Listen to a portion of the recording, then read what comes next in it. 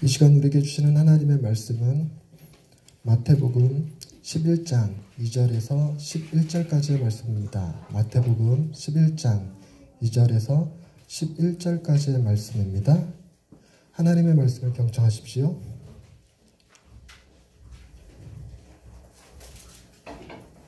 요한이 옥에서 그리스도께서 하신 일을 듣고 제자들을 보내어 예수께 여짜오되 오실 그이가 당신이오니까 우리가 다른 일을 기다리오리이까.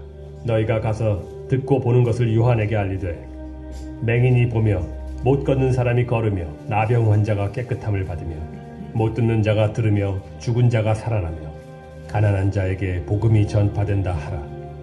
누구든지 나로 말미암아 실족하지 아니하는 자는 복이 있도다. 그들이 떠나매 예수께서 무리에게 요한에 대하여 말씀하시되 너희가 무엇을 보려고 광야에 나갔더냐? 바람에 흔들리는 갈대냐? 그러면 너희가 무엇을 보려고 나갔더냐? 부드러운 옷 입은 사람이냐? 부드러운 옷을 입은 사람들은 왕궁에 있느니라. 그러면 너희가 어찌하여 나갔더냐? 선지자를 보기 위함이었더냐? 옳다. 내가 너희에게 이르노니 선지자보다 더 나은 자니라. 기록된 바 보라, 내가 내 사자를 내 앞에 보내노니 그가 내 길을 내 앞에 준비하리라 하신 것이 이 사람에 대한 말씀이니라. 내가 진실로 너희에게 말하노니 여자가 낳은 자 중에 세례 요한보다 큰 이가 일어남이 없도다. 그러나 천국에서는 극히 작은 자라도 그보다 크니라. 아멘. 이 말씀을 통하여 우리에게 은혜 베푸시기 원합니다.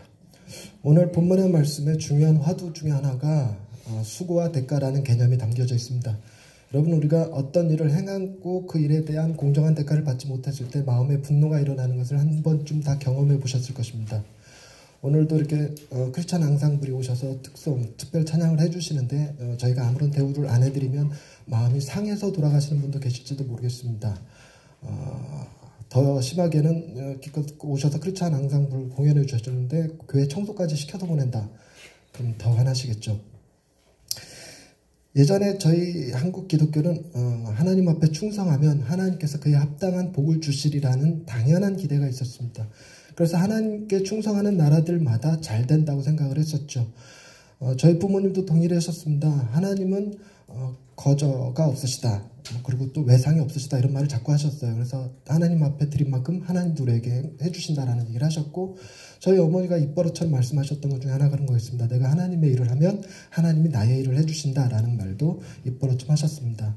근데 저희 어머니는 식사할 때마다 식사 기도를 하시는 것은 둘째치고 항상 차를 타시면 운전하기 전에 항상 기도를 하셨습니다. 근데 하루는 주일날 어머니 모시고 같이 교회를 가는 도중에 차가 빗길에 미끄러지면서 큰 교통사고가 났습니다. 그 일로 어머니는 식물인간이 되셨고 저는 굉장히 신앙에 방황을 했습니다. 방황한 이유가 이런 거였습니다. 어머니한테서 배웠던 신앙의 기본은 그런 거였습니다. 하나님 앞에 충성하면 하나님이 나를 지키시고 보호하시고 큰 복을 주신다라는 개념이었죠. 그런데 우리는 주일날 아침에 어머니는 성가대원이었고 저는 주일학교 교사였고 우리 형은 교회 차량운전 봉사자였고 제가 가르치는 주일학교 학생 한 명 태우고 이렇게 4명이서 가다가 사고가 나서 집안이 완전 몰락해버렸습니다. 빚더미에 앉아버렸고 큰 어려움을 겪었죠. 그 일로 하나님 앞에 굉장히 큰 상처를 받았습니다. 하나님 왜 도대체 낮에는 구름기둥 밤에는 불기둥 같이 지키시고 보호하시고 뭐 하늘의 만나와 메추라기를 먹이신다고 하셨는데 왜 놀러가다 사고 난 것도 아니고 하나님의 일을 하겠다고 하다가 이런 사고를 겪게 하시나이까라는 같은 불만들이 있었죠. 오늘 본문에 보면 그거보다 더 심한 사람이 등장합니다. 바로 세례 요한입니다. 세례 요한의 아버지는 사가랴와 엘리사벳이었고 오랫동안 아기를 갖지 못했던 제사장 부부였습니다. 근데 제사장 부부가 하나님 앞에 제사 드리는데 자녀를 낳지 못한다는 건 당대의 굉장한 수치였습니다. 그럼에도 불구하고 사가랴의 인품이 굉장히 훌륭해서 자녀를 낳지 못했던 그런 제사장 부부였지만 여전히 하나님 앞에 분향하는 일을 맡겼었죠. 근데 하나님이 천사를 보내서 그 사가랴에게 은혜를 줍니다. 너에게 자녀가 있을 것이다. 아들이 있을 것이다. 라고 얘기를 해줬는데 오랜 시간 자녀가 없다 보니까 사가랴의 마음은 이미 포기된 상태였습니다. 자녀에 대한 기도도 안 하고 있었고 이젠 더 이상 하나님이 주시려고 해도 받을 수 없는 상태다라는 상태까지 머물러서 기도도 하지 않았으니까 천사가 하는 말을 믿을 수가 없었습니다. 믿지 못하는 것 때문에 아이가 태어나서 그의 이름을 요한이라 지을 때까지 말을 못하는 사람이 되어야만 했죠. 그렇게 해서 태어난 요한은 천사가 뭐라고 그랬냐면 포도주와 독주를 마시지 아니하는 나실인의 삶을 살 것이라고 얘기합니다. 여러분, 포도주와 독주를 마시지 못하는 것이 괴로운 사람 혹시 여기 계십니까? 난 소주 한 잔 마셔야 삶이 편안하다라고 느끼는 사람이 있으신가요? 저는 제가 여태까지 살면서 술을 참는다라고 생각을 하며 살았습니다. 목회자이기 때문에. 그런데 제가 독일에 갔을 때 술을 마실 수 있는 굉장히 좋은 기회를 제가 놓칠 리가 없었죠. 가자마자 프랑크푸르트에서 내려서 첫 번째 식당에서 맥주 한 잔 딱 시켜놓고 딱 마시는 순간 깨달은 게 있습니다. 나는 술을 참은 게 아니다. 나는 술을 못 마시는 사람이다. 라는 걸 깨달았습니다. 그런데 제 아내가 직장 생활을 하면서 가끔 회식하게 되면 술자리가 있게 되잖아요. 그래서 술을 안 마시니까 왜 안 마시냐고 남편이 목사고 본인이 사모라고 그래서 술을 안 마신다고 얘기를 하니까 같이 있던 동료 한 분이 그랬대요. 남편이 목사님이셔? 얼마나 삶이 답답할까? 혹시 여기 계신 여러분들도 그런 답답한 마음을 갖고 살아가시는 분은 안 계십니까? 근데 세례 요한은 태어났을 때 자기가 나실인으로 구별되었고 술과 포도주와 독주를 마시지 아니하고 더더구나 아버지 어머니를 봤더니 너무 연로하신 분들이고 그래서 그 세례 요한은 광야에 가서 SNF라고 하는 공동체에서 위탁해서 성장하게 됩니다. 광야에서 자라면서 그에게 주어진 소명, 사명이 무엇이었냐면 오실 메시아에 대한 길을 예비하는 사람이었습니다. 메뚜기와 석청을 먹고 약대 털옷을 입고 그리고 메뚜기와 석청을 먹으면서 하나님의 말씀을 이미 400년 넘게 하나님의 말씀이 사라져버린 이스라엘에서 하나님의 말씀을 받아 외치는 마지막 선지자의 사명을 감당하고 있었죠.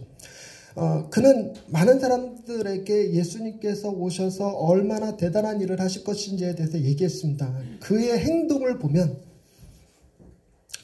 사람들이 혹시 저 세례 요한이 메시아가 아닐까라는 의구심이 들 만큼 많은 사람들한테 존경을 받았어요. 그래서 실제로 와서 직접 물었습니다. 네가 메시아냐? 아니다. 나는 메시아에 오실 길을 예비하는 사람이다.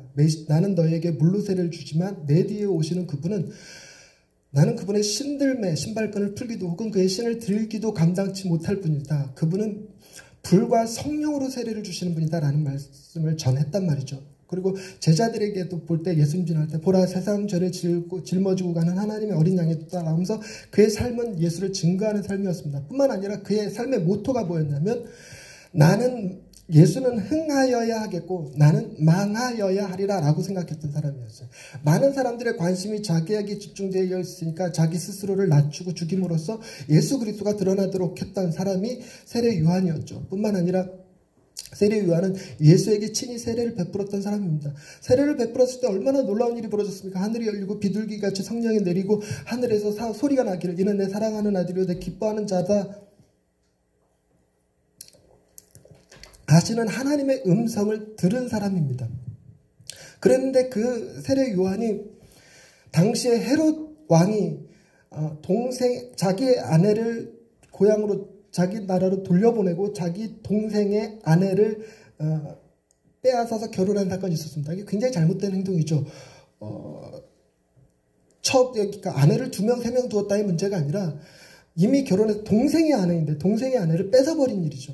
그 뺏어버린 일 때문에 헤롯을 비난했습니다. 세례 요한이 헤롯을 비난하는 바람에 붙잡혀서 감옥에 들어갔는데 지금 상황이 감옥 안에서 죽을 날을 기다리고 있는 상황입니다.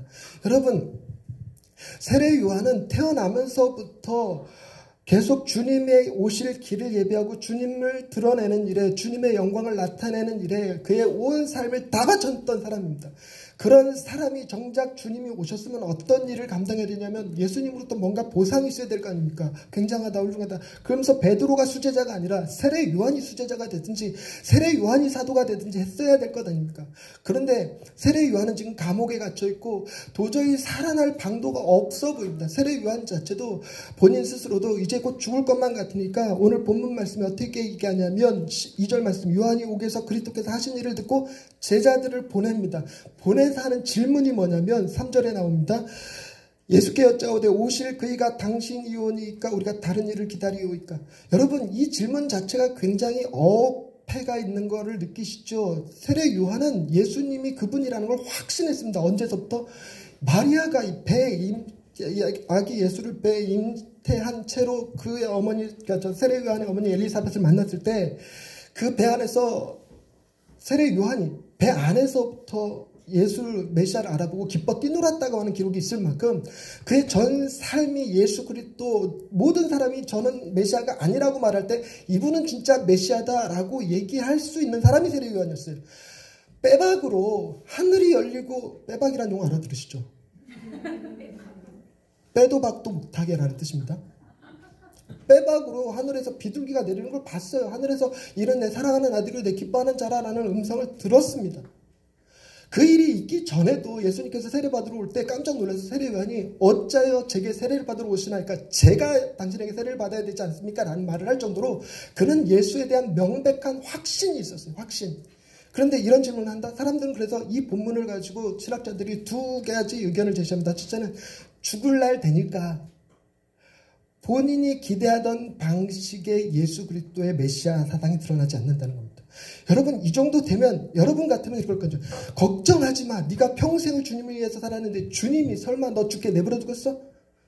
세례 요한을 헤롯을 쫓아버리든지 아니면 베드로가 감옥에 있을 때 천사가 나타나서 끄집어내 준 것과 같은 기적, 그런 기적도 얼마든지 행하여서 세례 요한 죽지 않게 해주실 수 있을 거야 라고 믿지 않으시겠습니까? 근데 예수님의 행하시는 일을 보니까 세례 요한이 옥에 갇혔는데도 예수님은 아무런 구명운동을 하지 않았어요. 세례 요한을 구하려고 하는 그 어떤 시도조차 하지 않았습니다. 그래서 세례 요한이 죽음을 앞두고 갈등하기 시작하고 의심하기 시작했다라고 해석하는 부류가 있습니다. 근데 지지는 받지 못해요. 설마 세례 요한이 그렇게 했어? 이렇게. 그런데 여러분, 세례 요한은 의심하지 않았다 하더라도 그런 상황이 되면 누구를 의심하기 마련이면 그 제자들. 스승님께서 지금 돌아가시게 생겼는데, 죽게 생겼는데, 도대체 스승님이 말씀하셨던, 예배하셨던, 세례를 주셨던 그 메시아라고 하는 예수는 도대체 뭐 하고 있는 겁니까? 저분이 진짜 예수 맞습니까? 그분이 진짜 메시아 맞습니까? 세례 요한, 당신도 구원하지 못하는 자가 어찌 이 나라 이 민족을 구원할 거라고 믿으십니까? 라고 의심할 것도 하죠. 그래서 죽기 전에 제자들의 의심을 풀어주기 위해서 제자들로 하여금 예수에게로 보냈다라고 하는 해석도 있습니다. 저는 뒤의 해석을 지지하는 사람입니다. 그런데 예수님의 대답은 내가 그 사람이다 아니다라는 형태로 대답하지 않습니다. 4절 말씀에 보면 예수께서 대답하여 이르시되 너희는 가서 듣고 보는 것을 요한에게 알리라 라고 얘기합니다. 요한은 전해 듣는 거지만 요한의 제자들은 듣고 보는 일입니다. 듣고 보는 일. 여러분, 듣고 본다라고 하는 것은 굉장히 큰 확신을 심어줍니다. 여러분, 귀신이 있을까요, 없을까요? 저는 귀신이 눈에 보이는 형태로 존재하지 않는다라는 게 제 기본적인 신앙입니다. 귀신은 있어요. 성경에 있다고 하니까. 그러나 우리가 귀신과 대화하고 귀신에게 붙잡혀서 살고 그런 일은 안 일어난다라고 생각하는 다분히 현대주의적 해석을 갖고 있습니다. 그러나 어떤 사람은 분명히 귀신이 있다라고 얘기합니다. 그러면서 어떻게 귀신이 있는지 확신하냐 그랬더니 100% 그렇게 얘기하죠. 나는 봤다. 어느 터널 지나갈 때 거기서 하얀 소복 입은 제자가 있는 걸 봤다. 터널에서 갑자기 유리창이 따다다다다다닥 소리 나갖고 터널 빠져나오니까 차 앞유리에 손바닥이 쫙 찍혔더라. 막 소름이 쫙 돋아서 그거 지우려고 이제 카센터에 갔는데 카센터에서 암만 지워도 안 지워지길래 보니까 카센터 직원이 말하기를 유리창이 안쪽에서 손바닥이 찍혔어요. 윽! 하고 소리. 귀신은 있는 거야 라고 얘기한다는 거죠. 봤다는 데 어쩌겠습니까? 그만큼 아무리 잘못된 신념이라 할지라도 봤다라고 하는 사람은 얘기하기 힘들죠. 여러분, 중국의 화장실을 가보셨습니까? 중국의 화장실은요, 남녀 칸이 구별되어 있지 않고 이렇게 판막이 없고 그냥 구멍만 이렇게 파져 있는데 다 남자도 여자도 다 거기다가 엉덩이 까고 볼일 다 봐요. 에이, 설마 그럴 리가 있어. 가봤어? 안 가봤지? 안 가봤어. 말을 말어. 나는 가봤어. 이렇게. 그런 사람 어떻게 얘기하겠습니까? 그래서 본다라고 하는 것은 굉장히 큰 확신이 일어나는 건데, 세례 요한의 의심이었으면 요한에게 보여줄 일을 지금 제자들에게 보여주고 계시는 거예요. 그러니까 제자들의 의심이 더 정확하지 않겠는가 하는 생각을 합니다. 그런데 예수님의 대답은 5절 말씀입니다. 맹인이 보며 못 걷는 사람이 걸으며 나병 자가 깨끗함을 받으며 못 듣는 자가 들으며 죽은 자가 살아나며 가난한 자에게 복음이 전파된다 하라. 여러분 굉장히 기가 막힌 거니까 한 번 더 읽을게요. 맹인이 보며, 제가 이걸 기가 막히게 읽긴 요리 저희 부모님 시각장애인이세요. 맹인이 보며 못 걷는 사람이 걸으며 나병 환자가 깨끗함을 받으며 못 듣는 자가 들으며 죽은 자가 살아나며 가난한 자에게 복음이 전파된다 하라. 여러분 이 구절에 나오는 5절의 구절에 나오는 거 여러분 참 좋으시죠? 근데 한두 가지 덧붙였으면 좋겠다는 생각 혹시 하시지 않나요? 키 작은 사람은 키가 커지며 못생긴 사람은 잘생겨지며 무식한 사람은 똑똑해지며 눈 나쁜 사람은 눈이 밝아질 것이며 이런 것도 좀 들어갈 수 있었으면 얼마나 좋을까 이런 생각도 사실 하시지 않을까요? 그런데 여러분 이 5절의 말씀은요, 우리가 얘기하다시피 이렇게 이런 기적들이, 이런 놀라운 사건들이 일어나고 있어, 그러니까 내가 메시아 맞아 라고 얘기하는 거 아닙니다. 여러분, 제가 여러분들 이 자리에서 여러분의 질병들을 고치고 여러분들의 상한 마음을 치료하고 여러분들이 기대하고 소망하는 모든 것들을 소원을 다 이뤄준다고 해도 그것이 제가 메시아됨을 증명하지 않습니다. 예수님이 행하셨던 모든 일들이 그 일 자체로 자신이 메시아됨을 증명하는 것이 아닙니다. 반드시 무엇으로 증명되는 거냐면 하나님의 말씀으로 그가 메시아임을 증명되는 거예요. 그래서 그가 동정녀의 몸에서 베들레헴에서 태어났다라는 것도 구약에 예언되어 있지 않으면 그것이 예수가 메시아임을 증명하지 않습니다. 예수님께서 십자가 위에서 다리가 꺾여지지 아니한 것, 물과 피를 다 쏟으신 것, 제자들에게 배신당하신 것, 이 모든 것들이 그가 예수이기 때문에 그렇게 된 것이 아닙니다. 메시아이기 때문에 그렇게 된 게 아닙니다. 그것이 메시아임을 증명하는 게 아니라는 얘기예요. 죽은 자 살려냈다고 해서 메시아가 아닙니다. 바다와 풍랑을 잔잔케 했다고 메시아가 아닙니다. 구약에 메시아는 이런 사람이다라는 것이 기록되어져 있기 때문에 그렇습니다. 그런데 예수님이 제자들이 당신이 메시아입니까? 라고 묻는 질문에 내가 동정녀의 몸에서 태어났어. 내가 베들레헴에서 태어났어. 내 이름이 나사렛 예수야. 구약에 다 그렇게 기록되어 있잖아. 이걸 얘기하지 않으셨어요. 선택한 거를 뭘 선택하셨냐면 이사야 35장의 말씀을 선택하셨어요. 이사야 35장의 말씀을 한번 넘어가 보십시다. 이사야는 구약에 있습니다. 굉장히 큰 도움이 되시죠. 이사야 35장 1008페이지에 있습니다. 1008페이지에 있는데 1절서부터 10절까지 내용은 좀 긴 것 같아도 정말 아름답게 기록되어 있기 때문에 한번 읽어보겠습니다. 굉장히 아름다워요. 제가 목소리가 지금 현재 아름답지 않아서 여러분들이 아름답지 않게 느낄지 모르겠지만 목소리의 느낌이 아니라 글의 내용으로 한번 보세요. 광야와 메마른 땅이 기뻐하며 사막이 백합화같이 피어 즐거워하며 무성하게 피어 기쁜 노래로 즐거워하며 레바논의 영광과 갈멜과 사룬의 아름다움을 얻을 것이라. 그것들이 여호와의 영광 곧 우리 하나님의 아름다움을 보리로다. 너희는 약한 손을 강하게 하며 떨리는 무릎을 굳게 하며 겁내는 자들에게 이르기를 굳세어라 두려워하지 말라. 보라 너희 하나님이 오사 보복하시며 갚아주실 것이라. 하나님이 오사 너희를 구하시리라 하라. 그때에 맹인의 눈이 밝을 것이며 못 듣는 사람의 귀가 열릴 것이며 그때에 저는 자는 사슴같이 뛸 것이며 말 못하는 자의 혀는 노래하리니 이는 광야에서 물이 솟겠고 사막에서 시내가 흐를 것임이라. 뜨거운 사막이 변하여 못이 될 것이며 메마른 땅이 변하여 원천이 될 것이며 승냥이에 눕던 곳에 풀과 갈대와 부들이 날 것이며 거기에 대로가 있어 그 길을 거룩한 길이라 일컫는 바 되리니 깨끗하지 못하는 자는 지나가지 못하겠고 오직 구속함을 입은 자들을 위하여 있게 될 것이라. 우매한 행위는 그 길로 다니지 못할 것이며 거기에는 사자가 없고 사나운 짐승이 그리로 올라가지 아니하므로 그것을 만나지 못하겠고 여호와의 속량함을 받은 자들이 돌아오되 노래하며 시온에 이르러 그들의 머리 위에 영영한 희락을 띠고 기쁨과 즐거움을 얻으리니 슬픔과 탄식이 사라지리로다. 아멘. 여러분 이 이사야 35장 말씀은요 사막에서 만나는 오아시스와 같은 장입니다. 왜냐하면요 이사야의 예언은 주로 유대 왕국의 멸망에 관한 거였습니다. 하나님께서 너희들의 죄에 진노하셔서 심판하실 것이다. 그래서 아수를 들어서 심판하시고 어느 나라를 들어서 심판하시고 젖먹이는 어떻게 될 것이고 질병이 어떻게 될 것이고 하는 얘기들 그런 쭉 얘기하다. 그러나 하나님이 완전히 너희를 없애는 것이 아니라 회복시키는 때가 온다. 그것에 대한 메시지가 35장입니다. 그래서 35장의 메시지는 뭐와 관련되냐면 메시아가 오실 것에 대한 기대를 뛰어넘어서 그 메시아가 가지고 이루게 될 하나님의 나라에 대한 예언이에요. 하나님의 나라는 맹인도, 저는 자도, 귀 먹은 자도 다 치유를 얻어요. 뿐만 아니라 사나운 짐승들이 없어요. 사막이 변해요. 샘이 솟아날 겁니다. 그런 놀라운 일들이 일어나는 하나님의 나라에 대한 얘기입니다. 이 아름다운 메시지를 예수님께서 우리가 아까 읽었던 본문의 말씀을 가지고 얘기하신 것입니다. 여러분, 우리가 예수님의 말씀을 듣면서 맹인이 보고 전자가 걷고 귀가 어두운 자들 귀가 열려지고 가난한 자에게 복음이 전파되어지고 그것만 듣는데, 이 얘기를 듣는 순간 사람들은 다 뭘 떠올리게 되냐면 유대 문화에서 이사야 35장을 떠올립니다.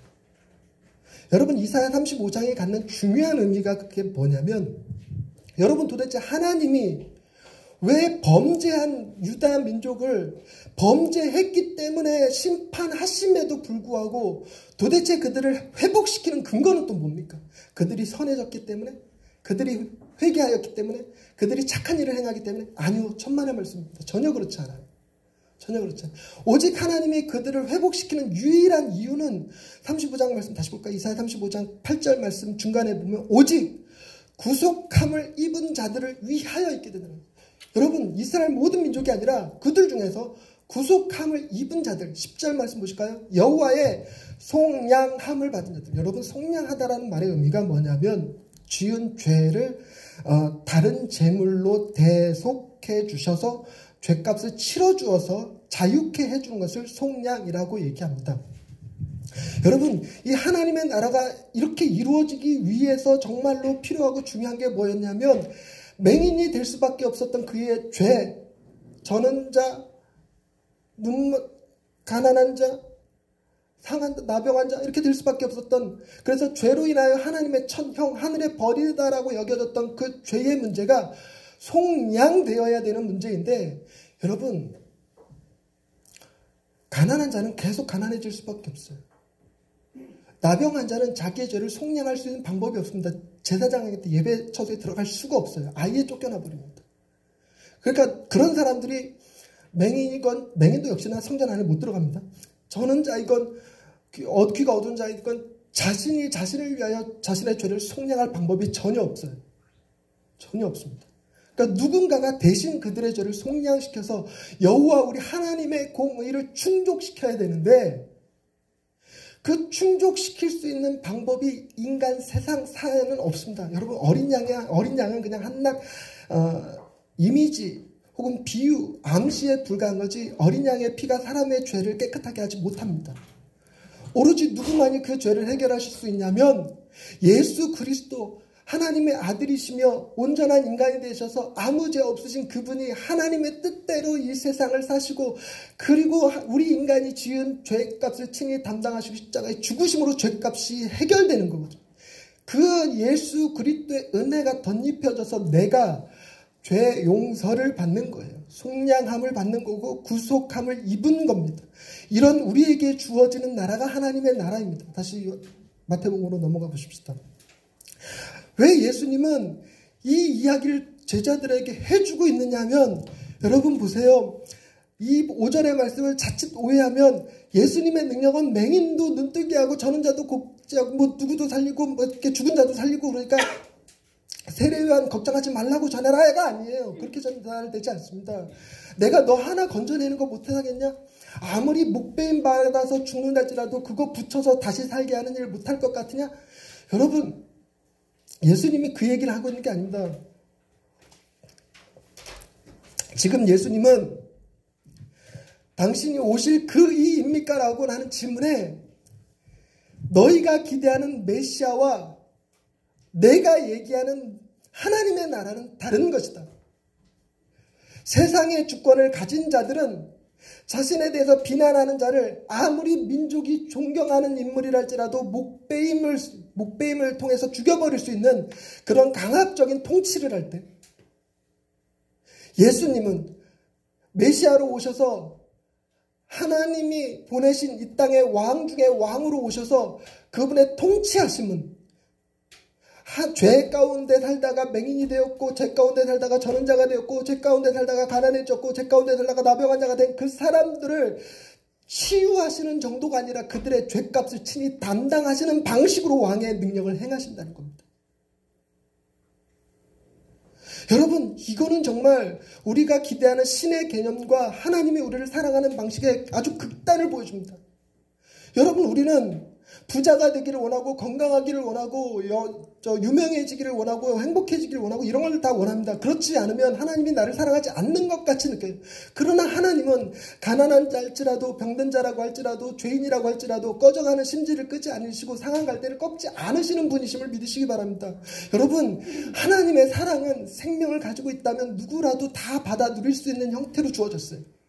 그렇기 때문에 내가 가난하기 때문에 하나님의 사랑이 없어, 내가 부자이기 때문에 하나님의 축복을 받았어, 이런 개념은 우리를 시험에 들기 딱 좋아요. 주님이 말씀하셨던 6절 말씀, 누구든지 나로 말미암아 실족하지 아니하는 자는 복이 있도다. 여러분, 제자들은 실족했어요. 하지만 세례 요한은 실족하지 않았어요. 세례 요한은 죽임 당하는 거에 대해 별 문제 없습니다. 아무런 고민이 없어요. 그는 자신이 망하여야 된다고, 그래서 예수가 흥하여야 된다고 생각하는 사람이었어요. 그러나 제자들은 그렇지 않았어요. 그래서 예수에게 실망했습니다. 그 결과가 어떻게 됐냐면요, 여러분, 이 일을 겪고 나서 예수님의 세례 요한의 제자들 중에 두 사람, 요한과 안드레 두 사람만 예수님의 제자가 되었고 나머지는 다 예수님의 제자가 되지 않았습니다. 세례 요한에게 예수에 대해 그렇게 들었음에도 불구하고 예수에 대한 상처가 너무 커서 그냥 세례 요한의 시체를 가지고 이집트로 내려가 버렸습니다. 하나님의 일하심이 참 신기한 게요, 그렇게 내려갔잖아요. 이집트로 내려가서 이집트의 사람들한테 얘기할 거 아닙니까? 이집트에 있는 사람들이 당신들은 뭐 하던 사람이고 왜 내려왔습니까? 그랬더니 내 스승은 세례 요한이었다. 그분은 모든 백성에게 존경받는 자였는데 헤롯의 불륜에 대하여 지목하는 바람에 사형당했다. 근데 그분이 그토록 증거하던 예수가 아무런 도움도 주지 못해서 그냥 옥에서 정말 무기력하게 잔혹하게 목베임 당했습니다. 그것도 헤롯의 딸이 춤춰갖고 헤롯의 딸의 욕으로, 그런 비참함이 어디 있습니까? 헤롯의 딸의 욕으로, 불륜녀의 딸의 욕으로 죽었다. 그 얘기가 이집트에 전해졌을 때 어떤 일이 벌어졌냐면, 이집트에서 구약을 연구하던 사람들이 있었습니다. 이집트에는 알렉산드리아라고 하는 굉장히 큰 도서관이 있었어요. 세계 3대 도서관 중에 하나가 거기 있었습니다. 거기서 구약 말씀, 구약 성경을 읽던 사람들 중에 히브리서를 기록한 저자, 히브리서의 저자가 누굽니까? 왜 모르죠? 바울은 심었고 아볼로는 물을 주었고, 맞나요? 그 아볼로가 예수가 왔구나, 그래서 예수를 만나려고 다시 유대 땅으로 돌아와서 바울의 곁을 돌아다니다가 히브리서까지 기록한 사람이 아볼로입니다. 아볼로라고 말하는 거 좀 되게 이상해. 여러분, 아니라고 생각되면 나중에 수정해서 들으세요. 왜 아볼로가 이상하지 나는? 여러분, 실족하지 않는 게 중요한데 시간이 넘어갔다. 예수님께서 당신이 이루실 나라는 복수하는 게 아니에요. 억압하는 방식이 아닙니다. 여러분, 세례 요한만 헤롯의 칼에 죽습니까? 예수님은 헤롯이 내린 재판에 의해서 40에 하나 감한 매를 맞으신 분이세요.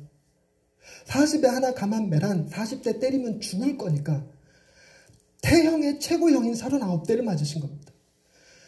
태형으로 당했으면 끝나야 되는데 그때 당시 법으로 태형이든 사형이든 둘 중에 하나밖에 언도를 못하게 되어 있는데 예수님은 태형도 당하시고 십자가에 죽임당하시는 사형도 받으셨어요.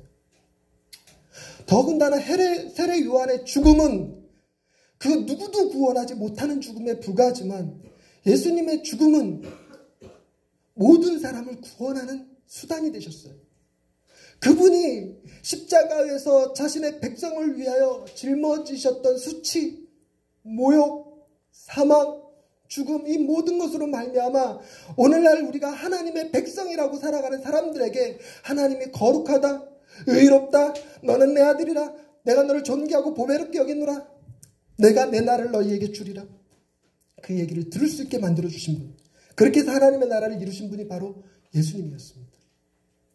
우리는 우리가 기대하는 방식으로 내 삶에서 하나님의 역사가 나타나지 않는다고 해서 실족하시면 안 됩니다. 우리가 기대하는 것보다 더 크게 하나님이 놀라운 역사를 베푸시는 게 있으니 그게 뭐냐면 내 안에 있는 수치심을 사라지게 하셨어요. 내 안에 있는 열등감이 사라지게 하셨어요. 내 안에 교만함이 낮아져서 겸손함으로, 내 안에 두려움이 변하여 담대함으로 바뀌게 해주신 분이 그분이세요. 그래서 맹인이 눈 뜨지 않아도 돼, 다리가 고쳐지지 않아도 돼, 더 이상 내게 있는 장애가 하나님 나라 안에서는 차별받지 아니하고, 내게 있는 장애가 하나님 아래서 사랑이 없음을, 하나님의 저주 가운데 있음을 드러내는 것이 아니라는 사실만 드러나도 내가 하나님의 백성으로 얼마나 큰 감사를 드리는지. 저희 부모님 시각장애인이라고 말씀드렸죠. 사람들이 장님하고 얘기하는 이유가 바로 그 천벌이라는, 천형이라고 하는 죄 때문에 그래요. 근데 그거 아니라는 것이 말씀으로 증명되는 겁니다.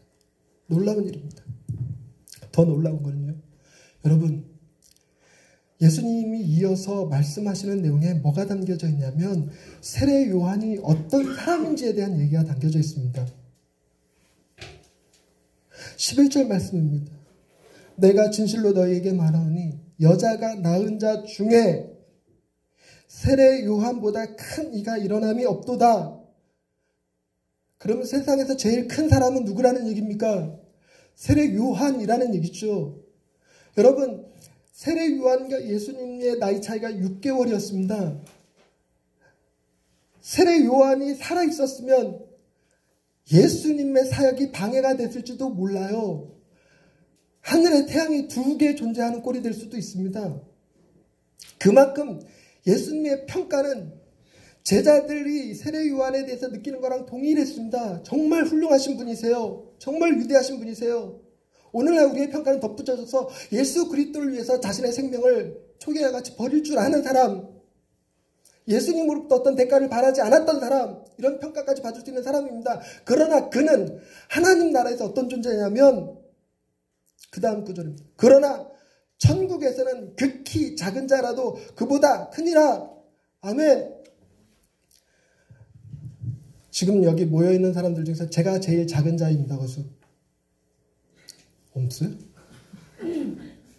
그 애들은 목사님이 나 얘기하는가 보다. 애들은 목사님 제가 제일 어려요. 세이가 손들까? 그런데 연륜이 깊으신, 신앙의 연륜을 가지신 분은 다 이렇게 얘기할 겁니다. 다가 아니라 신앙의 연륜이 제대로 깊으신 분, 엉터리로 깊으신 분 말고 제대로 깊으신 분을 말하면, 목사님 제가 제일 작은 자입니다. 제가 예수를 처음 믿을 때만 해도 나 정도면 괜찮다고 생각을 했는데 예수를 믿으면 믿을수록 내가 얼마나 큰 죄인인가를 깨달았습니다. 정말 바울이 얘기하는 죄인 중에 괴수가 누군지 알 것 같습니다. 예수를 죽인 살인자가 누군지 알 것 같습니다. 제가 제일 작은 자입니다. 제가 제일 작은 자입니다. 그리고 가슴을 치면서 목사님 제가 제일 작은 자예요. 할렐루야, 당신이 세상에서 제일 작은 자입니다. 그러나 천국에서는 세례 요한보다 당신이 큰 자입니다. 그게 하나님의 나라의 방식입니다. 하나님 나라의 통치 방식입니다. 네가 얼마나 주를 위하여 살았느냐가 아니에요. 네가 얼마나 위대한 일을 했느냐가 아니에요. 네가 천형을 짊어지고 장애인으로 세상을 살았느냐 안 살았느냐의 문제가 아닌 것입니다. 하나님에게 있어서 우리는 예수 그리스도의 피로 값주고 사신 세례 요한보다 더 존귀한 자녀들임을 믿으시기 바랍니다. 우리가 그 자녀됨의 담대함과 기쁨과 감사가 예수 그리스도를 기다리는 마음으로 오늘 예배드리게 되는 겁니다. 비록 내 삶에서 기적과 같은 놀라운 일이 경험되지 않았을지라도 여전히 세상 사람들은 알지 못하는 기쁨, 세상 사람들이 이해하지 못하는 기쁨. 여러분, 정말 주님이 다시 오셔서 우리가 꿈꾸고 기대했던 그 나라가 현재 미완성 상태로 있지만 제대로 완성된 상태로 임하게 되면, 여러분, 가난한 게 뭔 문제겠습니까? 내가 못생기고 키가 작고 하는, 그 무슨 문제가 되겠습니까?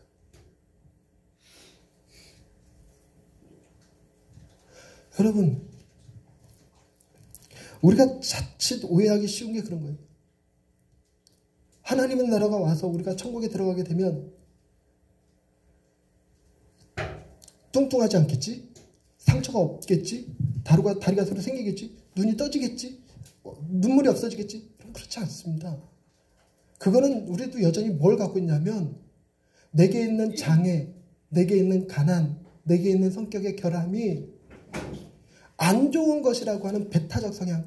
상대적으로 저기 다리 절어서 구걸하는 사람보다 내가 더 나아라고 하는 이상한 자존감에 교만함이 생겨나요. 하나님의 나라가 임하면 전혀 그런 거 없습니다. 살아가는 삶의 방식이 어떠하든지 청소를 하고 있던 재판을 하고 있건 살아가는 삶의 형식이 어떻든지 간에 하나님 안에서 다 세례 요한보다 존귀한 자가 여러분이심을 믿으시기 바랍니다. 하나님의 통치 안에서 여러분들은 가장 존귀한 자입니다. 기도하십시다. 하나님의 나라가 이 땅에 완전히 도래되어 우리를 해방시키실 그날을 기다립니다. 그러나 그날을 바라보면서 지금도 동일하게 기쁨과 감사를 누리고 있습니다. 나를 다스리시는 왕은 나의 하나님 그리고 나의 주님이심을 고백합니다. 그분이 나를 사랑하셔서 세상 누구하고도 비교될 수 없는 귀하고 값진 존재임을 가르쳐 주시고 도저히 그 밟고 또 따라가기 어려울 것 같은 세례 요한과 비교해도 전혀 손색 없이 귀한 존재임을 말씀해 주신 것 감사드립니다. 내게 있는 자그마한 가난들이, 내게 있는 자그마한 아픔들이, 내게 있는 자그마한 장애들이 하나님이 나를 바라보시는 척도가 아님을 압니다. 내가 비록 꺼져가는 심지라도, 내가 비록 상한 갈대랄지라도 하나님의 사랑은 내게 가장 크게 넘쳐 흐르는 것임을 믿습니다. 우리에게 그 큰 사랑 베풀어 주신 하나님께 감사드리며 예수님 이름으로 기도드립니다. 아멘.